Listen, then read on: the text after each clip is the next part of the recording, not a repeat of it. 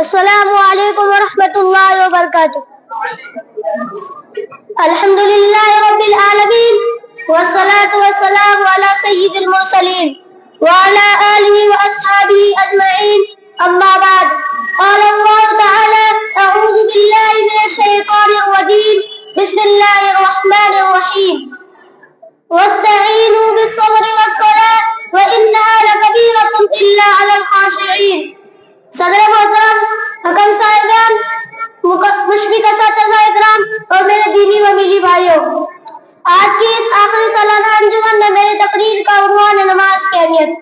میرے پیارے اسلامی بھائیوں، اگر کوئی آپ سے سوال کرے کہ وہ کون سی چیز ہے جو سرور کونین صلی اللہ علیہ وسلم کی آنکھوں کی ٹھنڈک ہے، وہ کون سی چیز ہے جو مصیبت اور پریشانی کے وقت ایک مومن کے دل کو سکون پہنچاتی ہے، وہ کون سی چیز ہے جو اسلام کے بنیادی 5 ارکان میں توحید کے بعد دوسرا اہم رکن ہے، تو یقیناً آپ یہی جواب دو گے کہ وہ چیز نماز ہے۔ جی ہاں، یہ نماز ہے جس کا ذکر قرآن مجید میں 70 سے زیادہ مقامات پر آیا ہے۔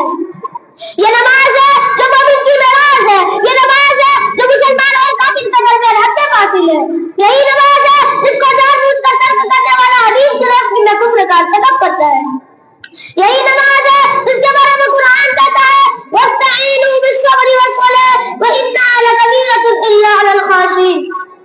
صبر اور نماز سے اللہ کی مدد حاصل کرو، یہی نماز ہے جس کے بارے میں سرور کونین صلی اللہ علیہ وسلم کا ارشاد ہے بین الرجل وبین الشرک والکفر ترک الصلاۃ، آدمی اور شرک اور کفر کے درمیان فرق کرنے والی چیز نماز ہے۔ یہ نماز ہے جس کے بارے میں اما عائشہ فرماتی ہے اذا اتبعوا امر صلی، یعنی رسول اللہ صلی اللہ علیہ وسلم کو جب بھی کوئی پریشانی لاحق ہوتی آپ نماز میں مشغول ہو جاتے۔ میرے پیارے اسلامی بھائیوں، کس قدر افسوس کا مقام ہے دین کا اتنا قسم اہم کفر و اسلام کے درمیان فرق کرنے والی عبادت نبی کی آنکھوں کی ٹھنڈک، اور آج ہم اس سے غافل ہیں۔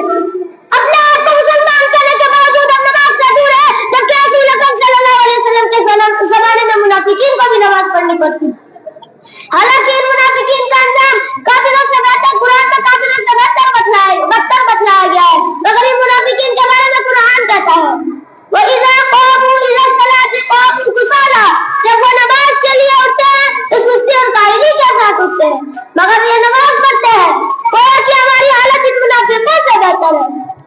ہماری حالت تو یہ ہے کہ اذان ہوتی رہتی ہے اور ہم میوزک میں، ٹی وی میں، کھیل کود میں، اپنے کام کاج میں مشغول رہتے ہیں۔ ہمارے کانوں پر جو تک نہیں رہتی، کیا حال ہوگا ہمارے رب کے بارگاہ میں۔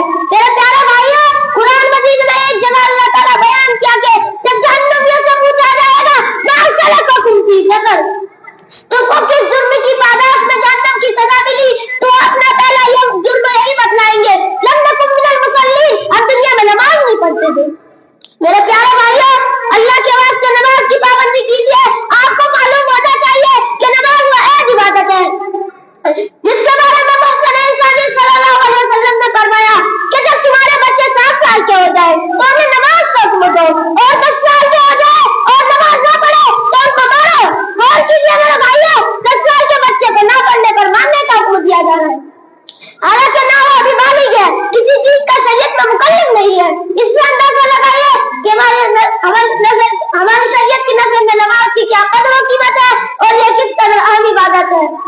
اس لیے آج سے یہ ٹھان لیجیے کہ انشاءاللہ نماز کے معاملے میں کوئی کوتاہی نہیں کریں گے اور اس سے مکمل پابندی کریں گے۔ اللہ تعالیٰ ہمیں اس کی اہمیت اور پابندی کو سمجھنے کی توفیق عطا فرمائے، آمین۔ وآخر الدعوان الحمدللہ رب العالمین۔